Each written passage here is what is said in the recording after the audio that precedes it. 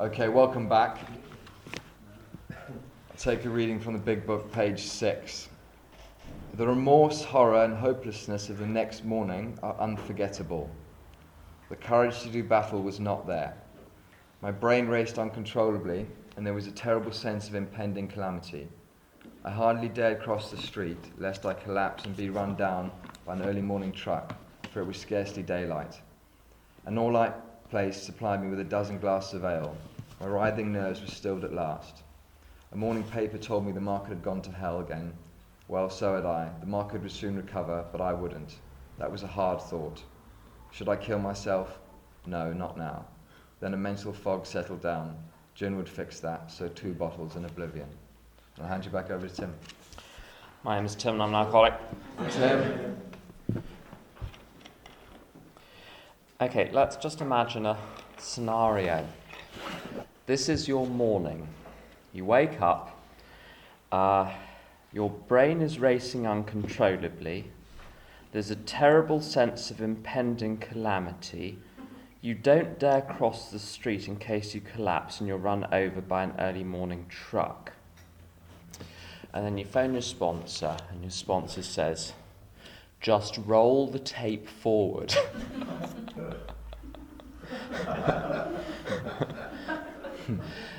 You have a mind which is racing uncontrollably, okay, and you're supposed to sit back soberly and roll the tape forward and imagine what the consequences are and make a rational decision that drinking would be a really, really bad idea. When I get to this point, I am way past the rolling forward of tapes. It does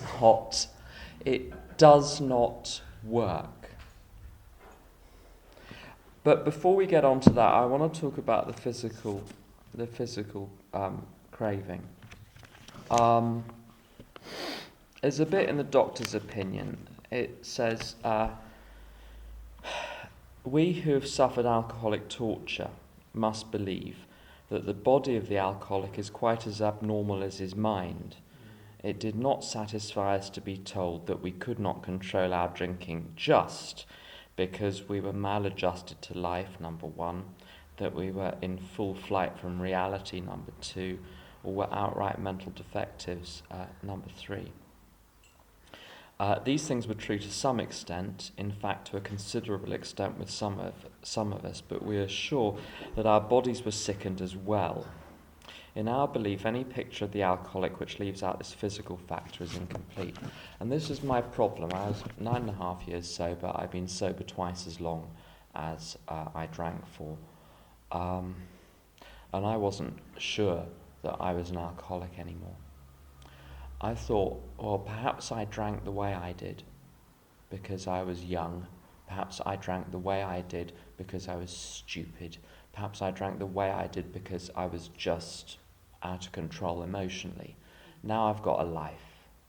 Why wouldn't I be able to drink normally? Not that I didn't want to get drunk. I would still want to get, if I was going to drink again, I'd still get drunk every night, but I wouldn't overshoot. When I was drinking, pretty much every time I wanted to get drunk, but I always got more drunk than I intended to. The first 3/4 of the evening was fine. It took away the anxiety, it took away the loneliness, it took away the depression. But I always overshot. People say sometimes in recovery you hear things, and if enough people say it, it's like it must be true because enough people are saying it. And then you start saying it, you think, well, if I'm saying it, it's definitely true. And one of the things these people in recovery say is, I drank because of the effect. Well, may be true for the first drink. The first drink had a staggering effect on me. I'll come back to that in a second. But, okay, we're looking at gin and tonic number 16. What effect did that have? None. I would sit there with, I remember when I was about 18, sitting there with a pint glass full of, it was a little cocktail of my own devising. Pint glass, gin, creme de menthe, and creme de cacao. So chocolate, mint, and gin. It was my after eight, I would call it. And I would drink it. I would drink it down. And I remember my friend Adam saying, "The funny thing is, it's had absolutely no effect on you." And he was right, because I was drunk already before I had it. The first drink, this is true. The first drink gets you drunk. I was drunk on the first drink, and after a few, it was like water. There was this very slow blurring, and then at some point I'd be in blackout or passed out. But I didn't feel any effect from the 14th or the 19th drink. I was just drinking. And I got to ask myself, well, the physical craving doesn't affect the past, it affects the future. If I drank today, what would happen? And it is a question I need to ask, because I see people at 10, 15, 20 years sober drinking again. Sometimes on the back of the idea, especially people that get into recovery young, there is the belief sometimes that you drank the way you did because you were young. I need to be convinced that if I drank today, what always happened will always happen. And every time I drank, if drink was available, if the supply was secure, I would overshoot. And this was on a good day, this was on a bad day. This was, I remember having an amazing holiday when I was about 19. It was one of those little oases in my drinking, which was it was a sensational 6 weeks all around Europe with someone. We were drinking every night, but I would get drunk, and it was sensational. We'd be sitting on a campsite overlooking Florence one day, and another town in Italy the next day. There's amazing weather, amazing scenery below, and you get drunk and you overshoot, and you go into this dark, tight, narrow place, and rage starts to bubble up, and you're arguing with someone you were having this amazing time with 15 minutes early. Why did I knew, I wasn't stupid. I knew if I went on to the third box of wine, I would go to that place, but I went there anyway. I went there despite how it made me feel. It wasn't because of how it made me feel, it was despite how it made me feel. Why would I do that? Exactly the same on my 18th birthday. I massively overshot, ran away from all the people I was with, and threw up everywhere. I did not intend to do any of that. The fact is, once I've had a drink, the whole decision-making process gets turned off, and I just want more. And nothing can interfere with that. And if you try and get in my way, you're toast. I don't care who you are. I don't care how much this is going to hurt you. You're in my way. And I remember a time when I was about 20, 21, and because of my family history, my mother's sensitive around people that drink more than is entirely good for them. And I remember creeping down to the larder to get another bottle of wine at about 2 or 3 in the morning, and she's a light sleeper, and she barred my way. And I just totally freaked out at her. And I did not, she was a frail old woman. I mean, she's in her 80s now. She's small and frail and frightened looking. And I was a monster. And I knew this was against everything within me to be like that. But I just had to have more. And I know I'm like this with all sorts of other things. I know that mechanism is still there. because I started smoking again. I stopped smoking cigarettes when I was about a year sober. I started again when I was, I said cigarettes there just in case you thought it was something else. So at 7 years I started smoking again, and it wasn't anything, it was cigarettes. And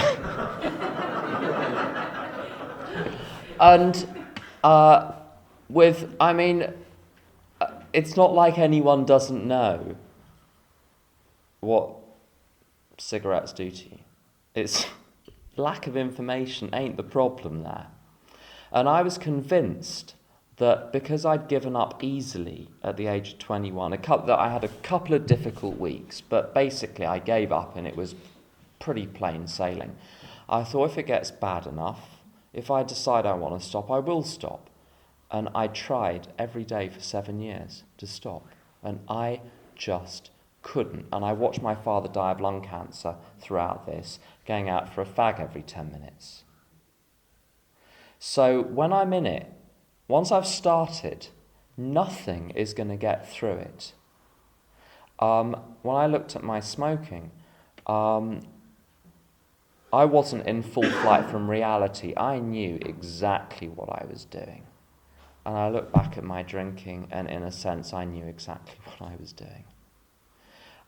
This could being maladjusted to life explain it. I was maladjusted to life, greatly maladjusted to life before I started drinking, and by the time I got to the end, I was about as maladjusted as you can get.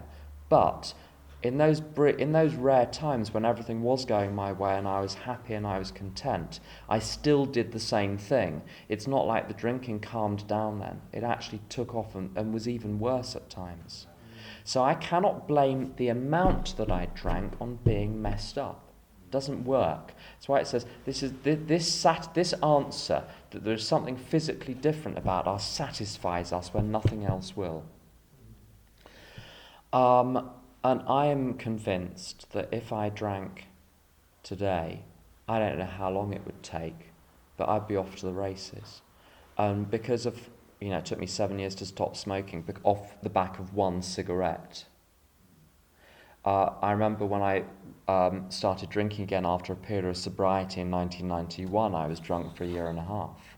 I do not know where it's going to go. So the problem is not having the first drink or drug. So when it says on page 23 that the problem of the alcoholic centres in the mind, as Chuck would say, it really helps to know what the problem is. The problem is in my sober mind. By definition, the first drink, I'm taking stone cold sober. And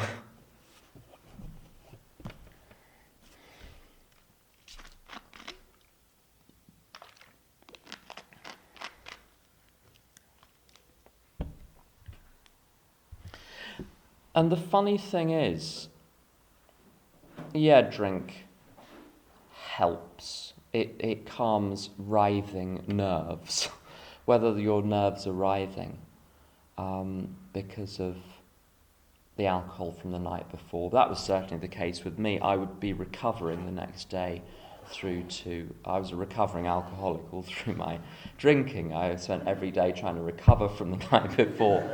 And as soon as I was recovered at about 4 o'clock, I'd have about half an hour when I could get stuff done to keep my life ticking over.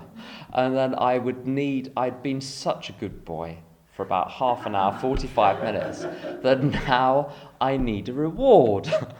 So I would start again, and my writhing nerves would be calmed. But there's a funny old thing that happens to someone like me.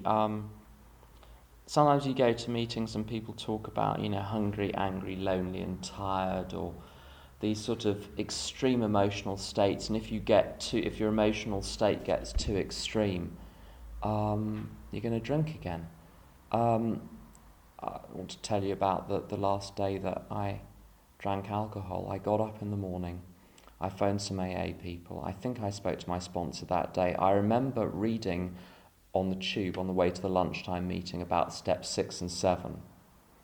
I was about a month sober, but I was reading about steps 6 and 7. It all seemed very interesting. I agreed with it.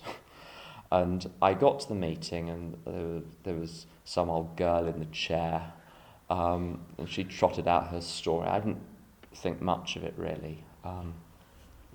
But I recognised that she needed to be there as much as I did, and she had a right to tell her story. And I was told to share at meetings, so I shared beautifully.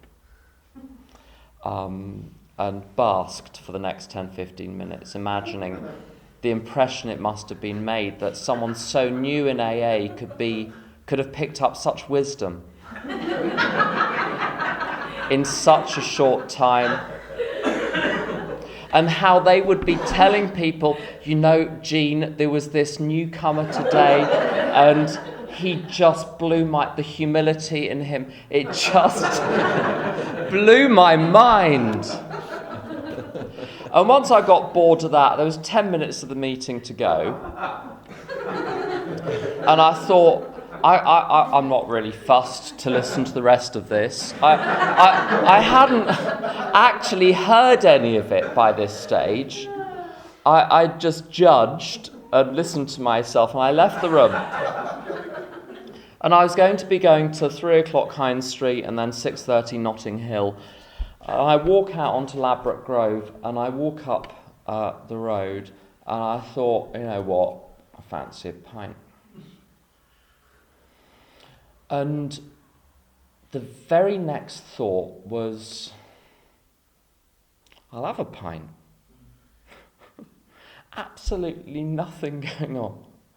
And there was this sense that it talks in Jim's story about a vague sense that I wasn't being any too smart. But there's this feeling that comes over me just before the first drink, when I think, there's power in this somehow. That it's like trying to, it's the thought of riding something and taking control of it. I'm going to give it another go. Let's see if I can master it this time. And it's incredibly exciting because you think this time, all of you lightweights having to go to these meetings, you don't get to have this kind of fun. You don't get to have this kind of excitement. And this rush cut, I get this chemical rush before I've had the first drink. And by the time I've had that chemical rush, the first drink is going to happen. I'm drunk before I'm having the first drink. And I'm drunk on the idea of my own power. And I had a pint, and I had another pint. And I could almost feel the horns growing out of my head. And I went to the off-licence and I bought a bottle of something stronger. And I drank it sitting on the side of the road opposite the Serbian church with all these people coming out of the meeting, waving at me. And I held my bottle up proudly because I'd shown them. I knew that I was superior to them. I was king of the world sitting opposite that church with the bottle in my hand. That's how I felt. I felt king for a day. I thought, what do I do now? Because I don't know anyone who drank anymore. All my friends were sober in AA. I thought, I don't know what, I need to liven this up a little bit. I need to, if you're not having fun, you need to create your own fun. So I threw myself in front of a car.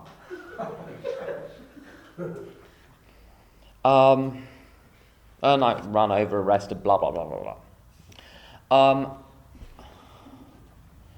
I was not particularly upset that day. I'm quite enjoying AA.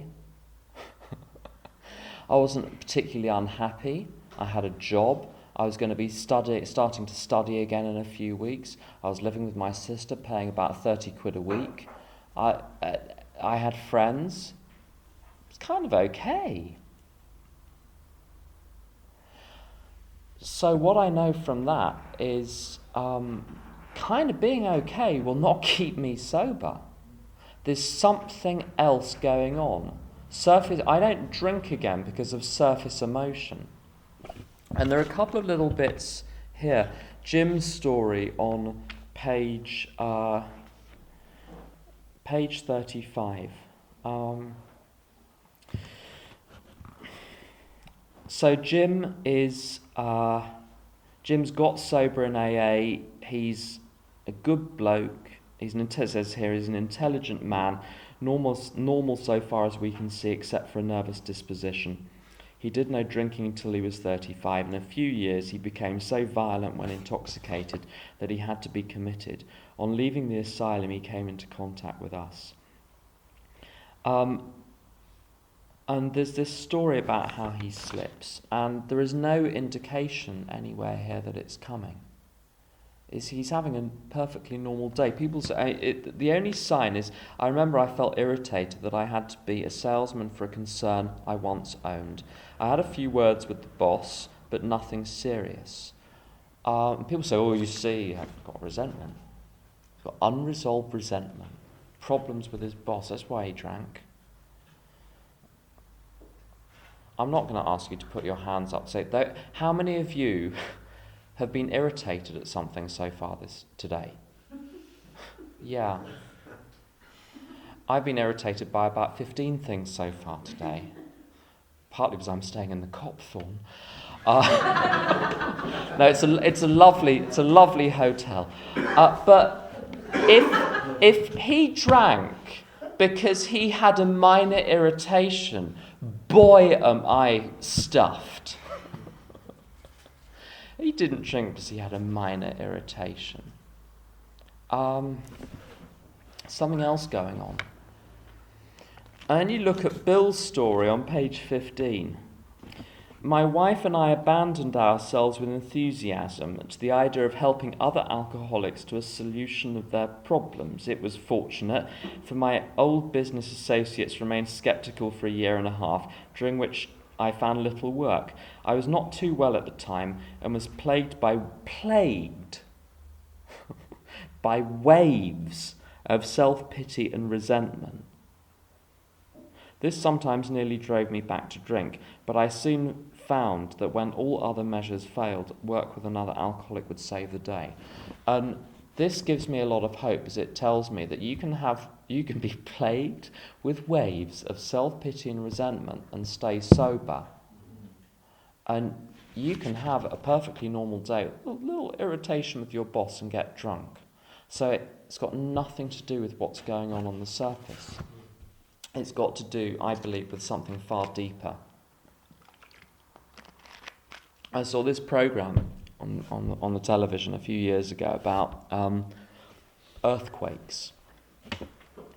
And it was about how they were devising these computer simulations of what's going on with these tectonic plates far below the surface of the earth. And you've got these land masses rubbing up against each other, and this tension gets created.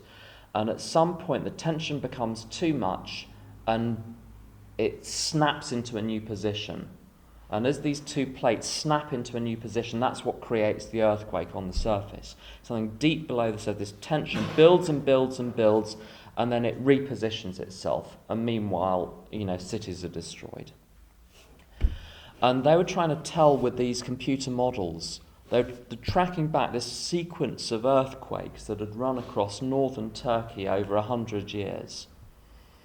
And they kept running the computer models saying, with what we know now, could we have predicted each of these earthquakes? And they fine-tuned it and fine-tuned it and fine-tuned it until they got it right. And they said, okay, this model will now predict, it's accurately predicted where these earthquakes had happened. We're going to run it again, see where the next earthquake is going to be. And the result came up, the next earthquake in northern Turkey, according to them, was going to be bang in the centre of Istanbul. The only thing they don't know is when it's going to happen. It could be tomorrow, or it could be in 50 years' time. And deep down within me, my whole life was this tension which was demanding some kind of relief. And I couldn't tell when it was going to blow, but at some point it was going to blow. And it talks, when Fred on page 39 to 43 he's slipping as well, and they prophesy that at some time his mental defence would give way against some seemingly trivial excuse. They don't say when it's going to happen, they say that it's going to happen. And with Jim, he makes a start on the AA program. But he doesn't complete it. And it says for a while, all went well.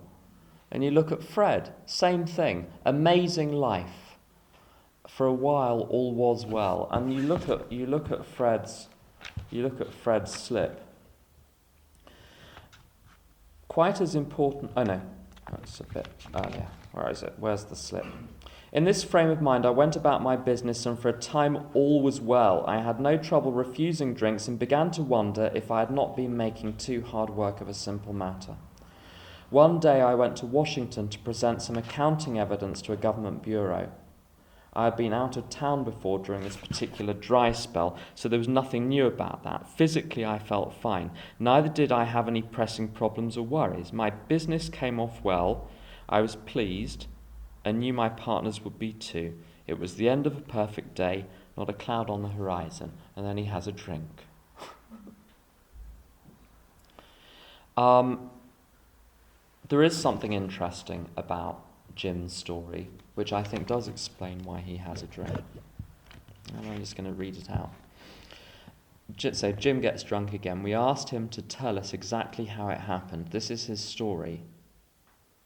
And I'm going to read it in a particular way that isn't normally read. I came to work on Tuesday morning. I remember I felt irritated that I had to be a salesman for a concern I once owned. I had a few words with the boss, but nothing serious. Then I decided to drive into the country and see one of my prospects for a car. On the way, I felt hungry, so I stopped at a roadside place where they have a bar. I had no intention of drinking. I just thought I would get a sandwich. I also had the notion that I might find a customer for a car at this place, which was familiar, for I had been going to it for years. I had eaten there many times during the months I was sober. I sat down at a table and ordered a sandwich and a glass of milk. Still no thought of drinking. I ordered another sandwich and decided to have another glass of milk. He has the drink and says, that didn't seem to bother me, so I tried another. Identify with that.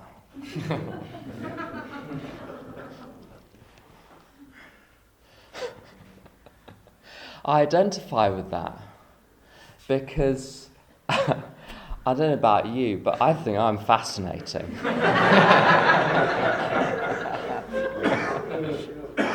At the centre of my universe.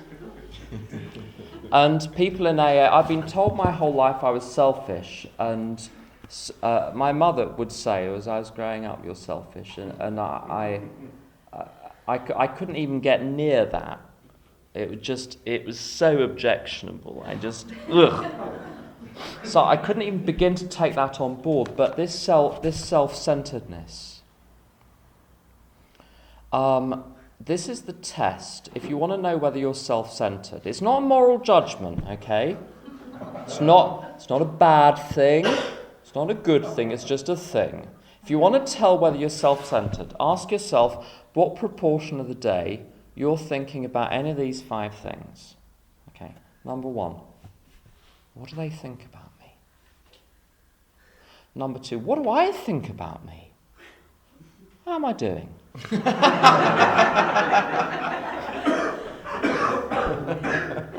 The third thing, what did you do to me? How dare you do that to me? The fourth thing, what do I want? What?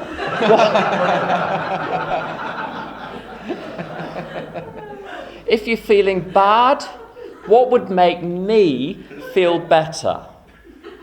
If you're feeling good, what would be the cherry on the cake? And what do I need to even break even for the day?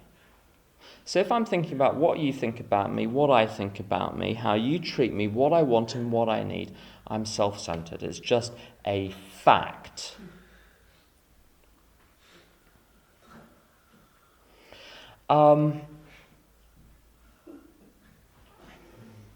I can't survive for long on my own, because the tension of having me stuck against my own face becomes too much. And I know this is someone else's image, but I'm going to use it. You know, on Alien, that face hugger thing, which sticks to your face. I'm like that with my own life, that all I can see is me. And sometimes it'll be, in a good way, and I will be filled with grandiosity and this sense of smug superiority, and I'm going to the AA group, which has got the true message. Everyone else is getting it wrong, but we're getting it right. Or I can be having a terrible time, and I'm full of self-pity, and I just want to die. But whatever it is, it's me stuck to me. And when I have a drink, it falls off. And I can breathe again. It's like someone's turned the oxygen back on. That's why I drink, because it's oxygen. It gives me something I need in order to be able to live. And unless I find that sober, I will drink again. Which is why it says, this is the first time it really connects the mental side of this. The fact that when I'm stone cold sober, left to my own devices, a drink will always seem like a good idea at some point or another.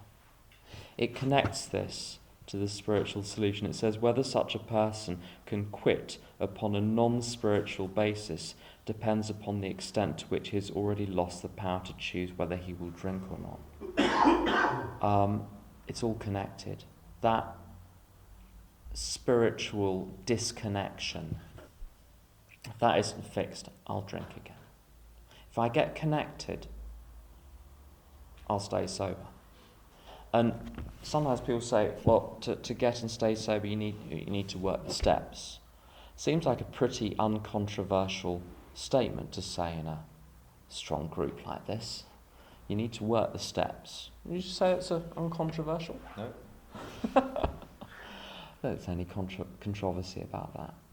But how do people stay sober until they finish them? If the steps keep you sober, how do people stay sober until and whilst they're working the steps? And people do regularly. People come in here and they connect. That's how it works. Now, for me, that process has to be, you've got to keep the momentum up. If you don't keep the momentum up, that little connection you get, which is just enough to keep you sober at the beginning, will not be enough. But connection is what it's all about. And the thing that I realised on the 24th of July 1993 was that after I was released from the cells, I was picked up from walking up the street after being released from the police station by another member of AA who happened to be passing. He took me to a meeting. I realised that if I slipped, I may never come back. And I realised that not with my mind, it happened at some cellular level, and I knew the game was up. And I had no reservation anymore. I didn't, and a funny thing happened as well. I didn't care how I felt anymore. All I wanted was to be sober. And I didn't care what my emotions were doing.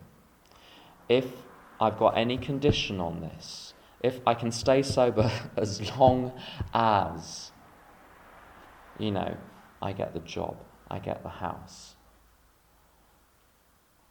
As long as I don't want to kill myself. As long as any of those things, it won't work. It won't work because I'm placing a condition on it. I'll look at steps 2 and 3 now.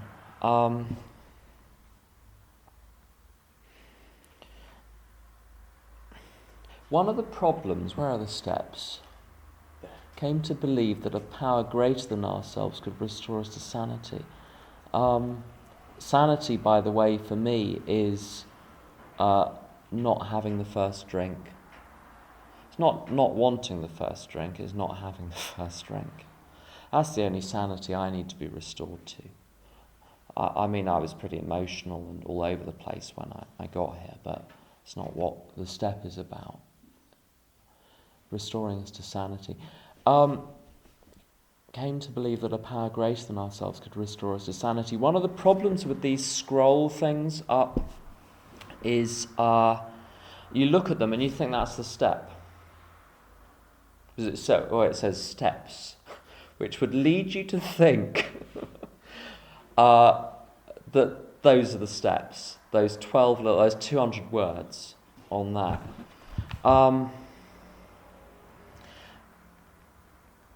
To me, they're not the steps, they're a summary of the steps. It says somewhere in the foreword to the 3rd edition, the 12 steps that summarise the programme. So the programme is a lot more than the 12 steps. And step 2 is a lot more than what it says on there. Just like if you got a recipe book, if it said, cheesecake, recipe 2, cheesecake, you would not be able to go and make a cheesecake on the basis of the word cheesecake. I'd love to see you try. The word cheesecake is a summary of what you get when you follow the instructions for how to make a cheesecake. Came to believe that a power greater than ourselves could restore us to sanity is the result of taking step 2.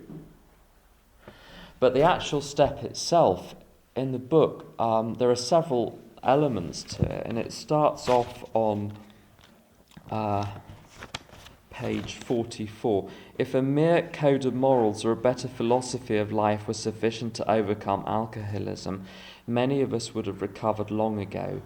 But we found that such codes and philosophies did not save us, no matter how much we tried.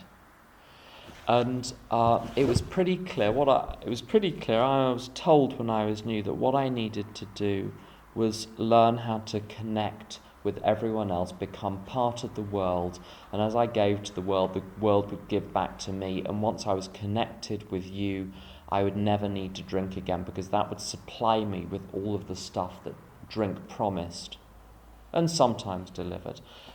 The feeling of health, happiness, harmony, love, joy, peace and connection, that if I could live a certain way, if I could live in accordance with these principles, I would get that. Health, happiness, harmony, love, joy, peace and connection. And everything I've ever thought I wanted, the relationships, the jobs, the money, I'm pretty simple, that's what it boils down to. Good sex, money. Few friends to have a laugh with. I didn't want those things in and of themselves. I wanted them because I thought they were the delivery system for health, happiness, harmony, love, joy, peace and connection. So you say, well, you just need to do these, you just need to live in this particular way and you'd be all right. And so I got to ask myself, well, why don't I just go and do that? Why do I need why do I need these steps? Why don't I just go out into the world, connect with the world, give to other people, be selfless, just take part, and then the world will deliver up to me everything that I need to be okay. In the family I failed to grow up in, I had an example in my dear old mother of how not to live. and I had an example in my father of how to live. My mother is what they call a neurotic. My father would say that on her gravestone is just going to have the name, the dates, and then the 2 words, what if, ... Because every third sentence she started had the words, what if, with and full of worry.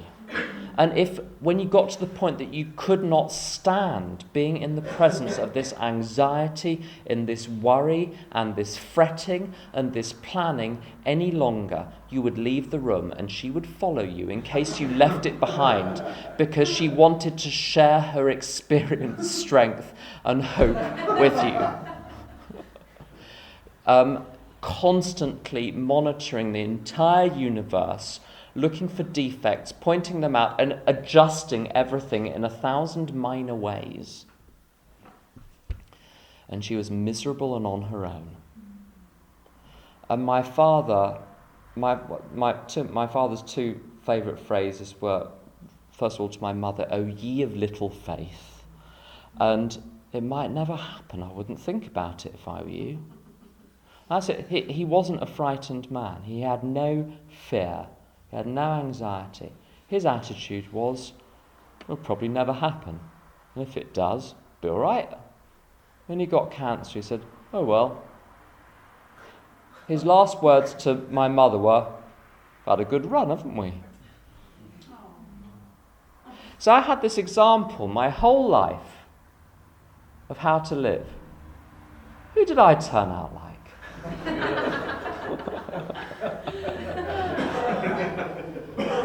I did not turn out like my father. What this tells me is my problem is not lack of information. My problem is the total inability to live right, even when you tell me how to live right.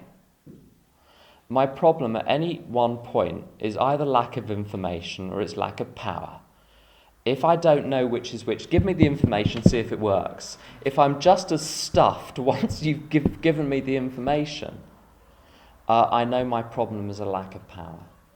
So lack of power is my dilemma.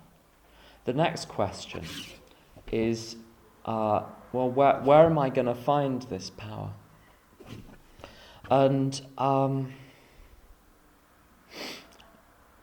a lot of people spend a lot of time in AA talking about God, or what they refer to as the God thing, or having as they put it, a problem with God, which I always think is a very grand statement. God, which is this sort of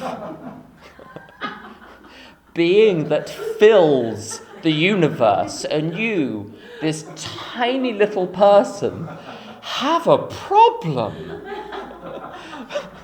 with the spirit that fills the universe. I'm like, okay. It's kind of comical when you think about it. And I don't think you need concern yourself with God in step 2. At all. Not really. The first thing in step 2 is to say, am I with the right bunch of people?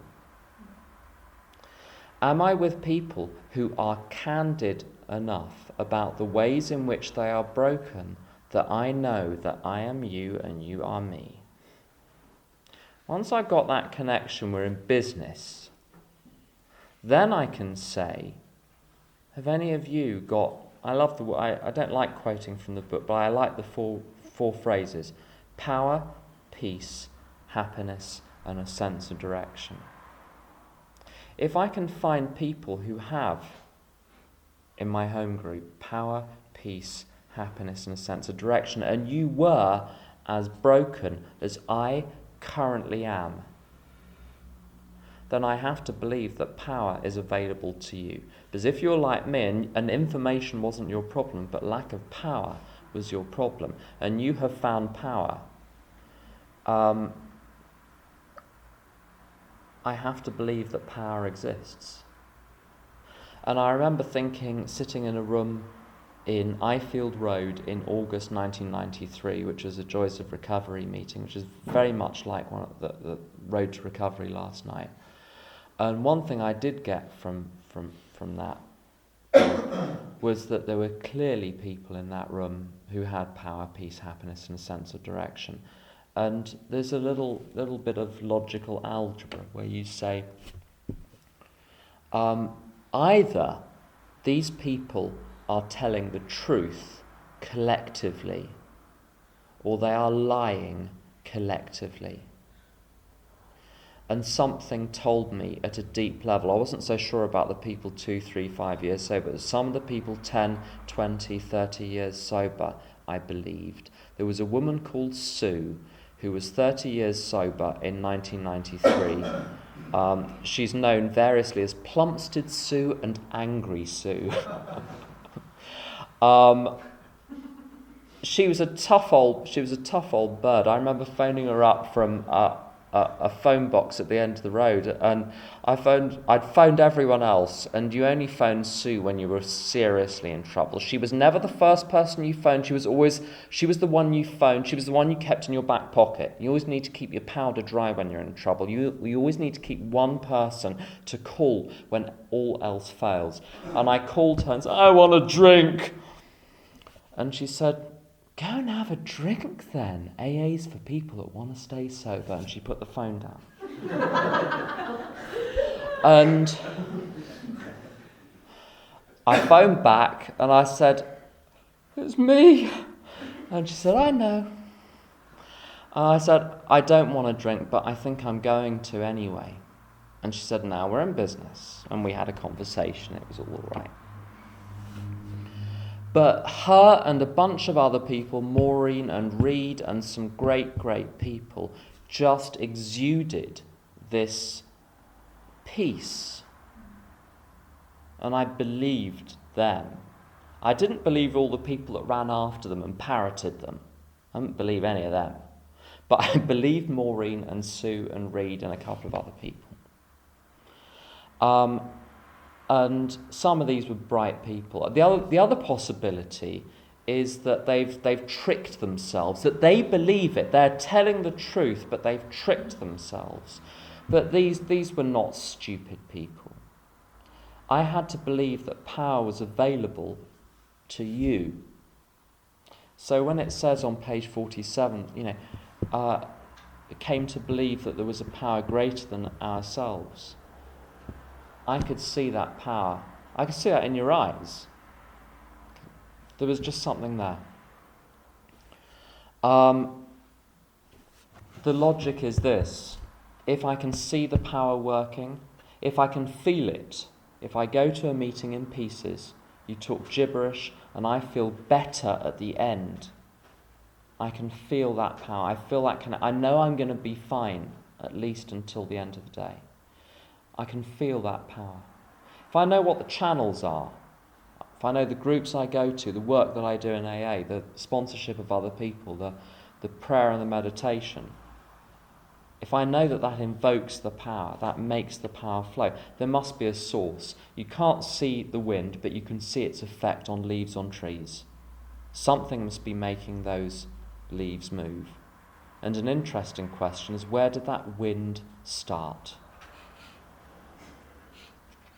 And it's the same with God. I don't need to know what God is, or who God is, or where God started, or what came before God, or why there's a war in wherever. Irrelevant. My only concern is, do you have power?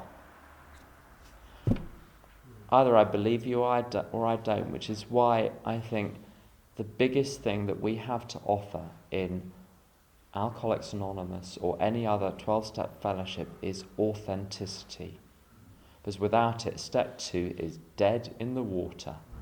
Because people were coming to me with solutions my whole life. But I didn't identify with them, so I couldn't accept them. The last question, the step 2 proposition, either God is everything or God is nothing. Sounds like a pretty abstract question, but what that means to me in a very concrete sense is, if that power is available to you, it kind of has to be available to everyone. Why would it be available to some people and not others? Do I think I'm different? Why do I think I'm different? Make a list of the reasons you think you're different. And then look for people in your home group for whom this has worked, who have also been divorced, or were also abused as a kid, or also have got a dead brother, or whatever the excuse is. You'll find someone with the same excuse who's got and stayed sober and has an amazing life. And it would be of supreme arrogance to say, it's going to work for you, but my case is different. Which is why identification with truth that other people share, and people that I don't even suspect I'm going to identify with. You know when you identify with someone and you really don't want to because you hate them? Totally involuntary. And then the rest of it is to go and do something about it. And if step one is a no-brainer, I'm toast unless something happens, unless I get connected to this power. The power is there. The power is there for me. Step 3, you're going to do it. I've never got someone through the first 2 steps in that manner who does not instantly beg for step 3 and the rest of this program. If you're not begging at this point, there's a problem somewhere in the first 2 steps. There really is. Step 3. Thank God I do not need to work out how to turn my will and my life over to God. The truth is that if I take the rest of the steps, my life and will be turned. So I don't need to, it's like you're in a lift and there are 12 buttons and all you have to do is press the buttons in order. And most people in recovery spend their time trying to feel around the walls for the hidden buttons. Like there's something, people say sometimes I every day I turn my will and life over to God. I'm like, how do you do that? I don't know. Okay, I've been here a while and I don't know how to do that. I still don't. But what I do know how to do is say to God, what do I do now? What is the next action? I can do that. I don't even say, God, what's the next right action? Because I don't know. I heard them say in New York a while ago, what's the next indicated action? You ask God for help. You say, God, what do I do? What do I do next? And whatever comes, go with it. You'll soon find out if it's a mistake. Something will blow up. But the step 3 idea is that up to this point, I've messed up. If I spent my whole life shooting for health, happiness, harmony, love, joy, peace and connection. And if you get to a point and you've been having a stab at this for a few decades and you ain't got it, give up. It's as simple as that. If you're not at peace, something's gone wrong and you can't blame the world because there are people in this world who are at peace. So it ain't the world. And to say there has to be a different way. And the relief in step 3 is to say, those 5 things I talked about, what you think about me, pride, what I think about me, self-esteem, how you treat me, personal relations, sex relations, what I want, ambitions, what I need, security, are no longer any of my business.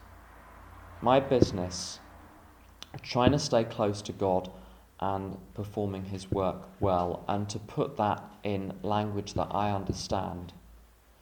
I'm going to be praying, I'm going to be meditating, but most of all, one aspect of God is truth, another aspect of God is love.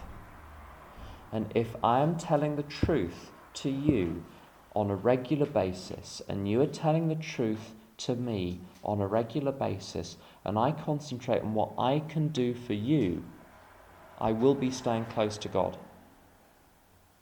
So there's nothing fancy there. It's not about doing transcendental meditation. and achieving altered states. And if you want to do that and that works for you, knock yourselves out. But that's in addition to what this program asks me to do, which is to tell the truth and to be of service to you. And to perform his work well means to take the next indicated action. And the guiding principle on page 128 is giving rather than getting. So to concentrate on what I'm giving and not what I'm getting.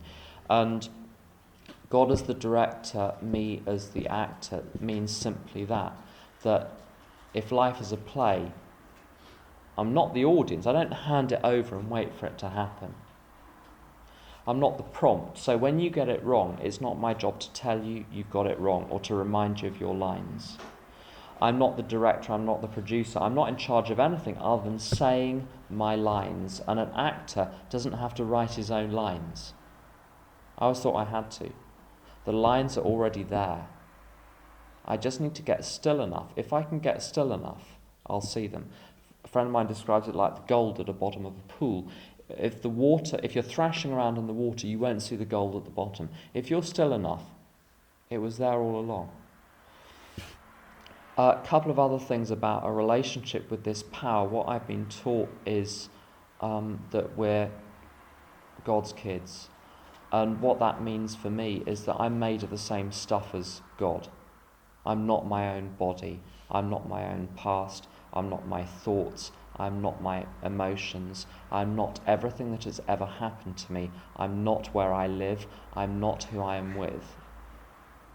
I'm none of those things. I'm spirit, and so are you. All those things are where I've been and where I am now. It's not who I am. I am the person observing all of that stuff. Anything that's the kid of something else is made of the same stuff. And another couple of things. As one of God's kids, AA sounds like very hard work at times. I know DAA sounds like very hard work at times. Absolutely. Blame him. What do they say about being in the trenches and at the coalface? And there is some of that. There's undoubtedly some of that. But as a kid's job is not to worry about anything. A kid's job is to be happy, joyous and free, and to love, learn, grow and play. And if you're not loving and learning and growing and playing, you're missing something. So the step 3 is a decision to take the rest of the steps and trust that will be sufficient, and to stop trying to work out how to get well. So, should we have a 10-minute break? Yeah. And then I'll talk about the other steps afterwards. Yeah, great. Just quickly.